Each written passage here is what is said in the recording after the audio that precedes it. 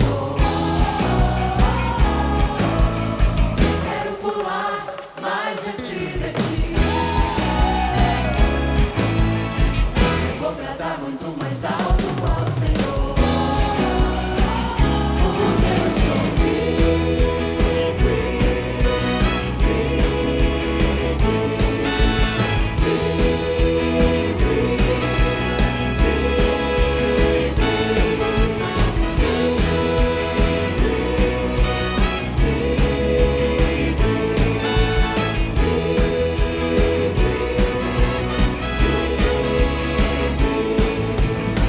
quero aplaudir muito mais alto do que fiz. Quero cantar muito mais alto pro Senhor. Quero girar mais diante de ti. Eu vou bradar muito mais alto ao Senhor. Porque eu sou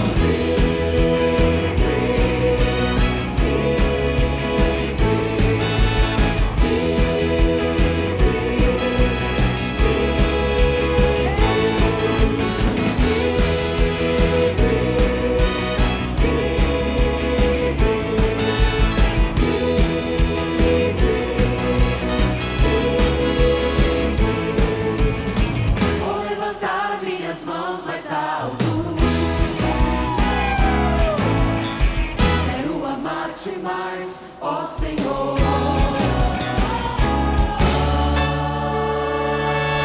Quero adorar-te muito mais, Senhor. Eu vou gritar muito mais alto. Porque eu sou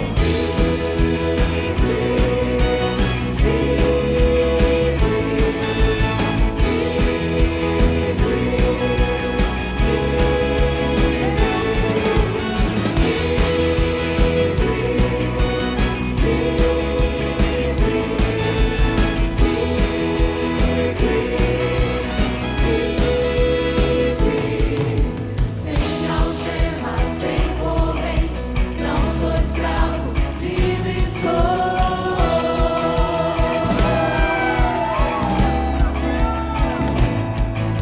Sem algemas, sem correntes, não sou escravo, livre sou.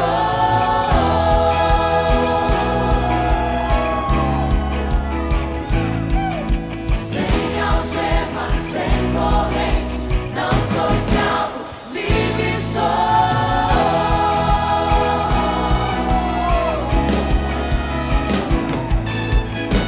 Aleluia, aleluia, aleluia, aleluia, aleluia, aleluia, aleluia, aleluia, aleluia,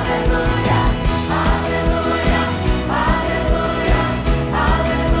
aleluia, aleluia, aleluia,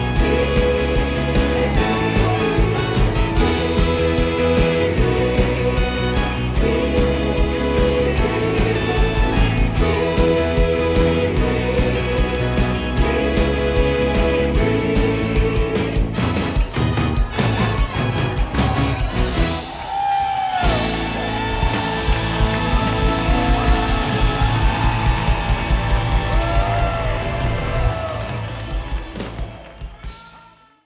João capítulo 9, versículo 25, diz assim: Ele retrucou: se é pecador, eu não sei.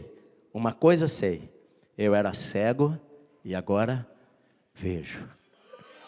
Amém?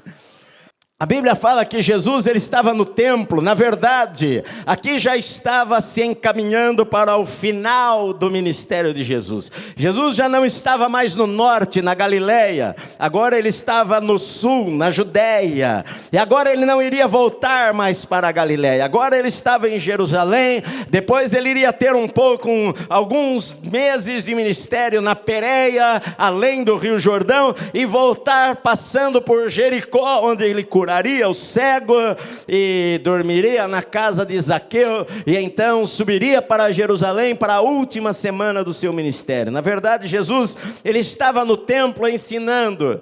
E quando ele está saindo do templo, ele olha para um lado e ele vê um homem cego, totalmente cego, que nascera cego.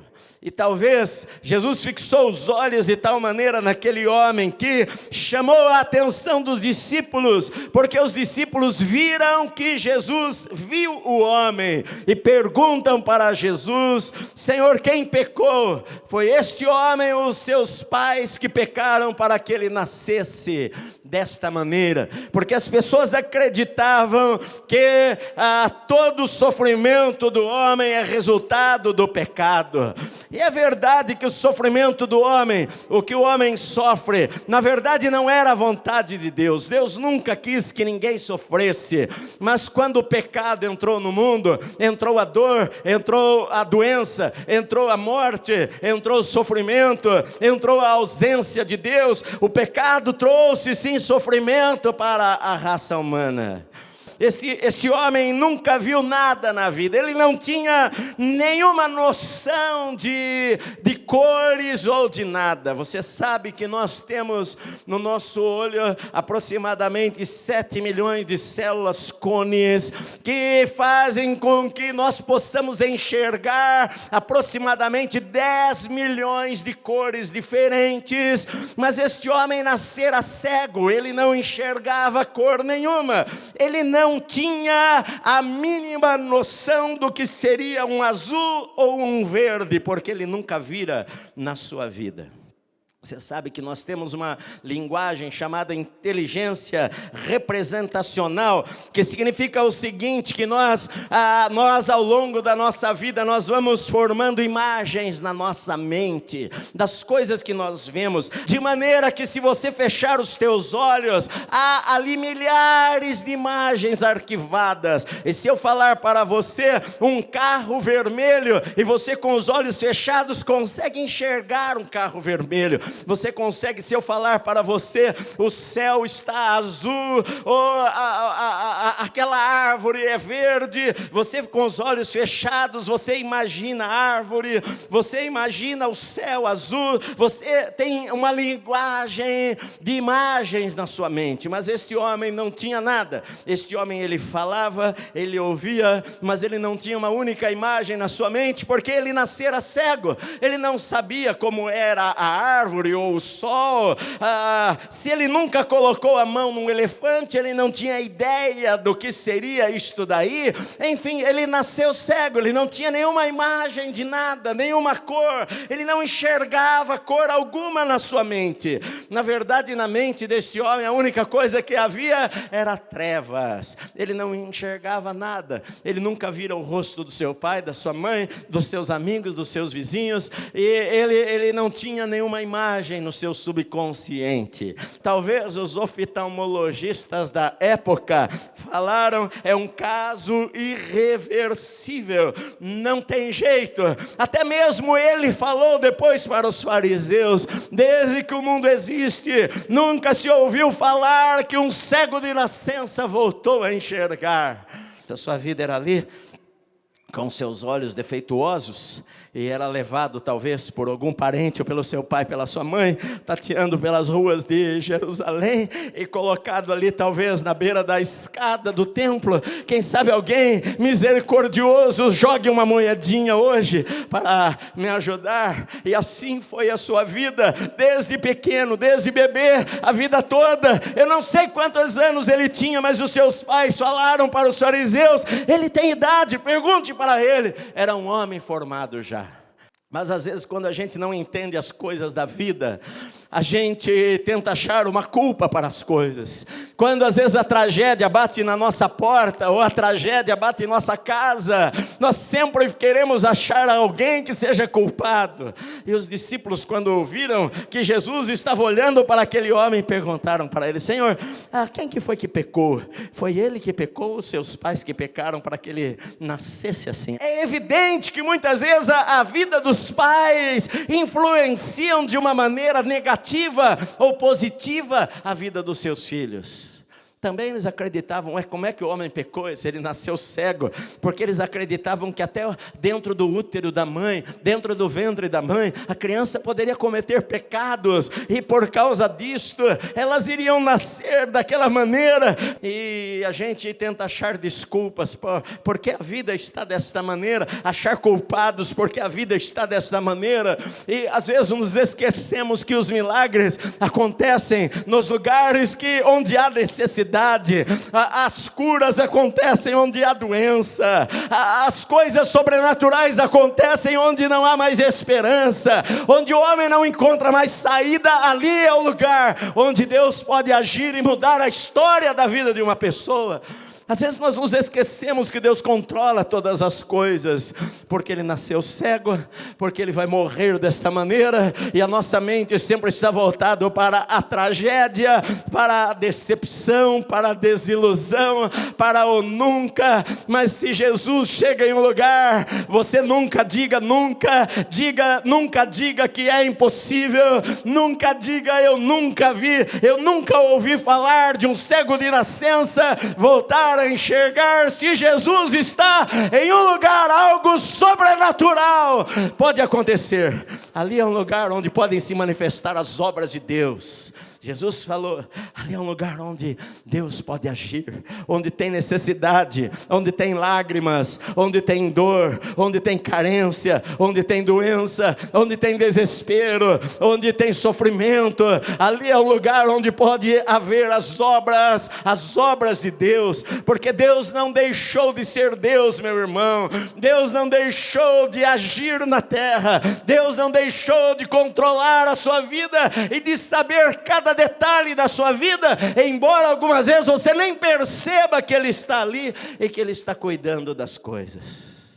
Depois que Jesus falou estas coisas, cuspiu no chão, se abaixa,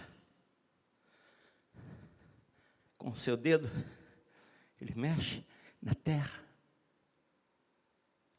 Ele faz um barro com o seu cuspe. Ele se levanta e pega aquele barro, coloca nos olhos do homem que está cego, nos dois olhos dele. Até então, o homem não sabia nem o que estava acontecendo. Ele ouvira uma gritaria lá no templo, mas ele não sabia o que estava acontecendo, ele era cego. Ele só sente que os seus olhos ficam molhados e que alguma coisa está na sua vista. E ele ouve uma pessoa falar algumas palavras apenas. Vai, lava-te no tanque de Siloé. E aquele homem cego de nascença, quando chega ali, põe a mão naquela água e joga no seu rosto. E de repente, quando ele abre os seus olhos pela primeira vez na sua vida, ele sabe o que é enxergar pessoas e cores. Você pode imaginar a emoção do momento. Você pode imaginar aquele homem entre choro, lágrimas e risos. Porque a gente se acostuma com as coisas. Você anda e não repara nos milagres de Deus que estão à sua volta. Você às vezes não repara numa planta, não repara num pássaro, não repara no azul, não repara no verde das árvores. A vida passa rápido para nós. E você às vezes não se levanta pela manhã e agradece a Deus. Senhor, obrigado, porque eu posso ver tantas coisas boas nesta terra. Às vezes você não para agradecer ao Senhor, você está correndo de um lado para o outro, e às vezes a gente não dá valor às coisas que a gente tem. Às vezes a gente só dá valor às coisas depois que a gente perde, e a gente tem que aprender a valorizar o que Deus nos dá, o que Deus coloca em nossa vida, o que Deus coloca em nossa mão. E aquele homem, você imagina, aquele homem começou a gritar e a pular e a enxergar as coisas. Agora eu entendo, olha que céu, olha lá o sol, olha o sol que esquenta a gente. Talvez ele voltou para sua casa colocando a mão nas pedras, olha a terra, a cor da terra, não imaginava que era assim. Olha só as pessoas, o rosto das pessoas, como as pessoas são bonitas, olha como as pessoas são bonitas, olha na rua as roupas das pessoas. Aquele homem ficou talvez alegre, chorando. Ele volta para a sua casa. Quando ele chega lá, as pessoas, a família fica espantada diante de ver o seu filho. Ele está enxergando, ele está vendo tudo. Eles estão alegres, a sua vida mudou. Nunca mais vai ser a mesma coisa. Então, sem saber o que fazer, nós precisamos de uma explicação para isto. Eles chamam os religiosos, eles chamam os fariseus, eles chamam aqueles que conheciam as Escrituras, e eles chamam o homem, e interrogam aquele homem, e falam para ele: o que te aconteceu? Como os teus olhos foram abertos? E o homem falou, o homem chamado Jesus, ele cuspiu no chão, ele fez lodo, colocou nos meus olhos, e falou para eu ir no tanque de Siloé. E eu fui, lavei meu rosto, estou vendo. Os fariseus ficaram confusos, porque começaram a discutir, uns começaram a falar: este homem não é de Deus, porque ele curou no sábado, ele fez lodo no sábado. Ele não pode ser de Deus. Às vezes a religião é um fardo na vida das pessoas. Às vezes a religião impede as pessoas de verem Deus agir. Eles não entenderam nada. Esse homem não pode ser de Deus, ele fez isto no sábado. No entanto, alguns outros fariseus falavam: mas como que um homem pecador vai fazer uma coisa destas daí?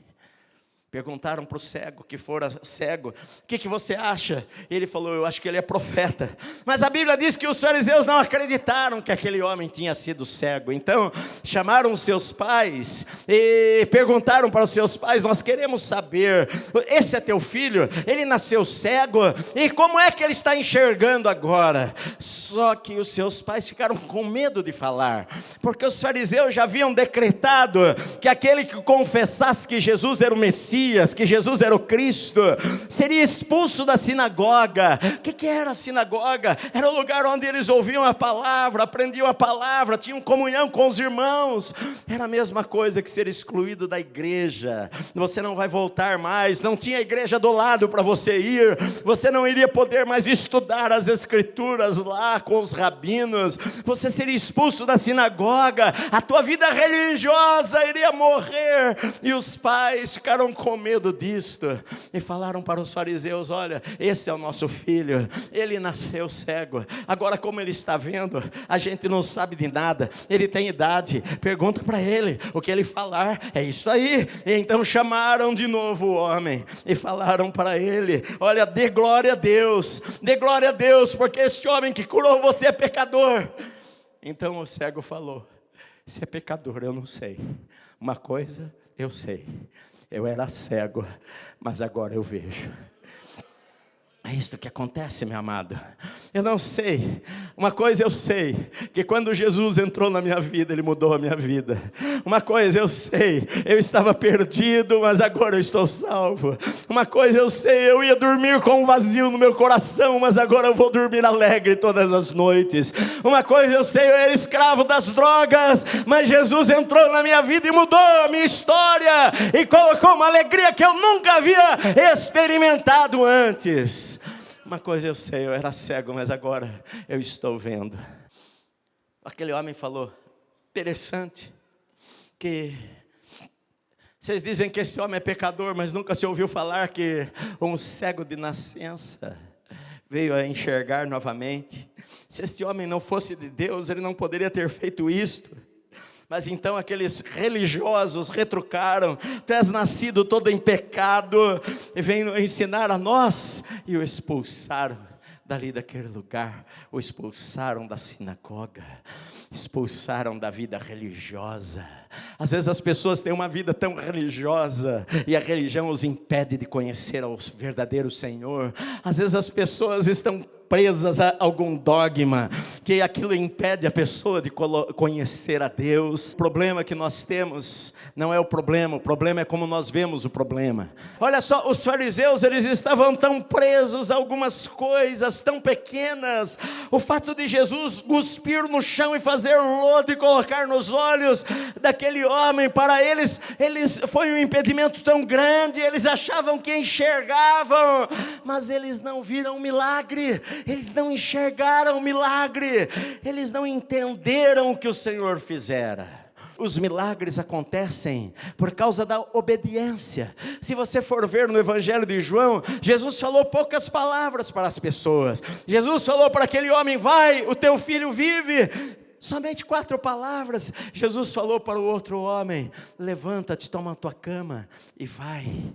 Jesus falou para Pedro, no meio da tempestade, uma única palavra: vem. Às vezes a palavra é tão simples.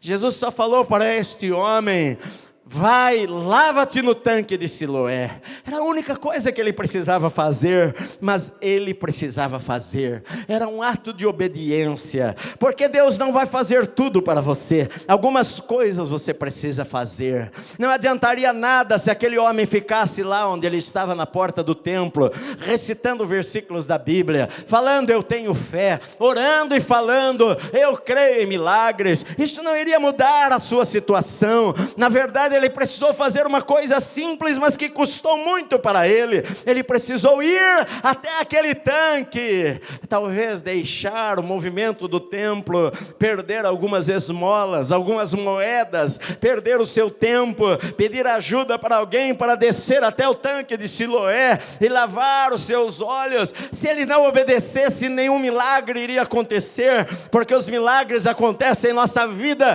quando nós damos passos de obediência à palavra de Deus. Às vezes são coisas simples e que nós pensamos: pastor, não adianta eu fazer isto daqui apenas.